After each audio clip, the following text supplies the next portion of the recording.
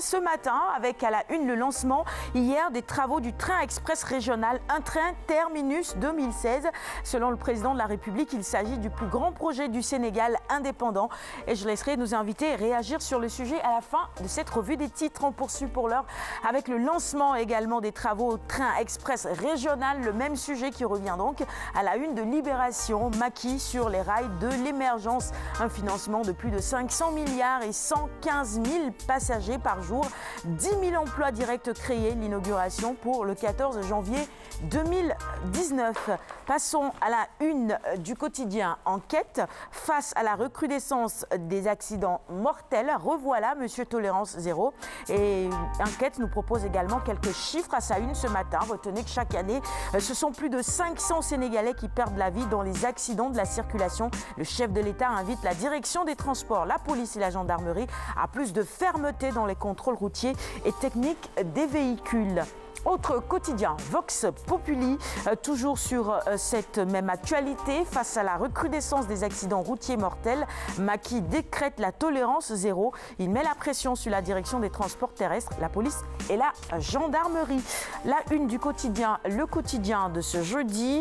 Autre sujet, il s'agit de Mimi Touré, dont la photo est à la une du quotidien, le quotidien ce matin. Elle décline le poste numéro 2 de l'ONU. Mimi préfère Macky. Titre nos confrères du quotidien. 24 heures info, quotidien d'information en général. À sa une, eh bien, 24 heures nous propose ce sujet au-delà de la polémique sur sa cagnotte annuelle. La presse sénégalaise face à ses démons. L'aide à la presse dispatchée à la tête du client. Une profession à la croisée des chemins. Resserrer les rangs face aux assauts des lobbies. Eh bien, la presse sénégalaise vraiment face à ses démons. Alioune Badara Kane, on a interpellé directement, rapidement, un mot là-dessus. Bon, c'est clair qu'il nous faut aussi faire notre propre ndep comme on a l'habitude de le dire. Il y a des choses à revoir dans en tout cas le fonctionnement de la presse sénégalaise. Déjà, n'importe qui peut se lever un beau jour pour se proclamer journaliste. Ça, c'est une pratique quand même à revoir. N'est pas journaliste qui veut. Il y a aussi un circuit à suivre pour prétendre être journaliste. La rémunération aussi de ces braves reporters-là, ça pose problème. Il y en a vraiment, la majorité en tout cas tire le diable par la queue. Et ça les expose même à la tentation.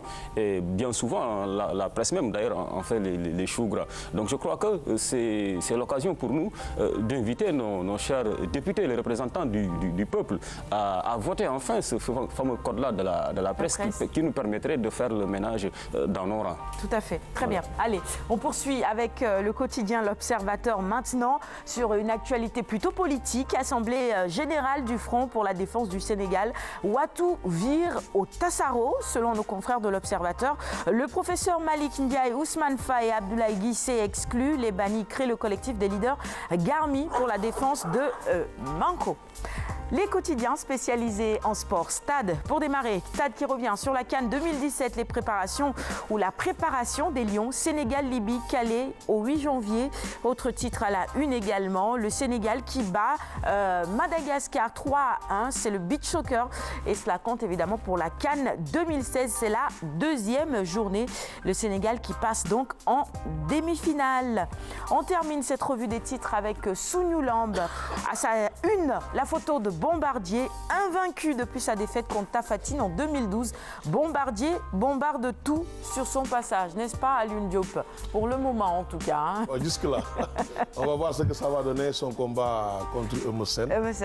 En tout cas, de 2012 à 2016, quand même, 4 ans de règne, c'est important, ça mérite d'être souligné, il faut le reconnaître. Et c'est ce que fait Souniou Lamb aujourd'hui dans ses colonnes. Et ce sera tout pour la revue des titres. Merci à tous de l'avoir suivi. Je laisse justement nos invités réagir sur le lancement des travaux du train express régional.